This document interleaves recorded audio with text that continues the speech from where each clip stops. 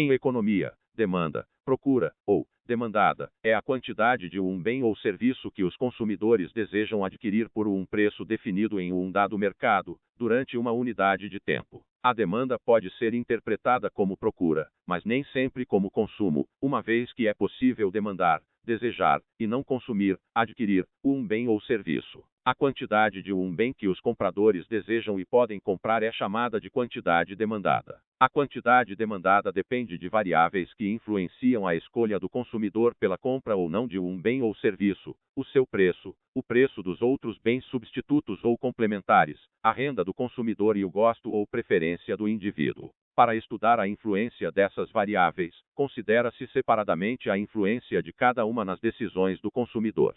Como a demanda é o desejo ou necessidade apoiados pela capacidade e intenção de compra, ela somente ocorre se um consumidor tiver um desejo ou necessidade, se possuir condições financeiras para suprir sua necessidade ou desejo e se ele tiver intenção de satisfazê-los.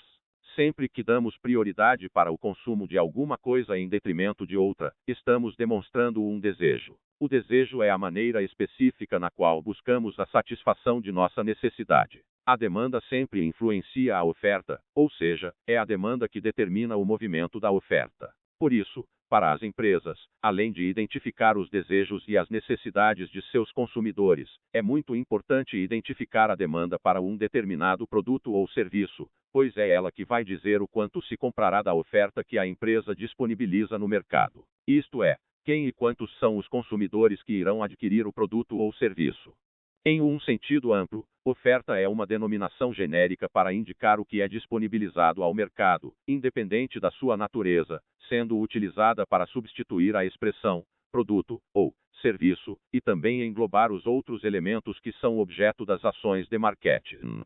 Define-se também como a quantidade de bens que os vendedores estão dispostos a comercializar em variados níveis de preço. De acordo com esta lei, toda a vez que o preço aumenta, a quantidade ofertada aumenta, e toda a vez que o preço diminui, a quantidade ofertada também diminui. Como parâmetro para o estabelecimento dos preços dos produtos pelo mercado, a oferta possui um peso inversamente proporcional. Quanto maior a oferta, menor o preço. A oferta é influenciada diretamente pela demanda do produto. Num sentido popular, oferta indica uma condição de venda especial, promoção de vendas, na qual o valor percebido pelo cliente é maximizado. Em resumo, a lei da oferta e da procura, demanda, busca estabilizar a procura e a oferta de um determinado bem ou serviço. Oferta é a quantidade do produto disponível em mercado, enquanto procura é o interesse existente em relação ao mesmo. A oferta depende do preço, da quantidade, da tecnologia utilizada na fabricação, entre outras coisas relacionadas aos produtos e serviços.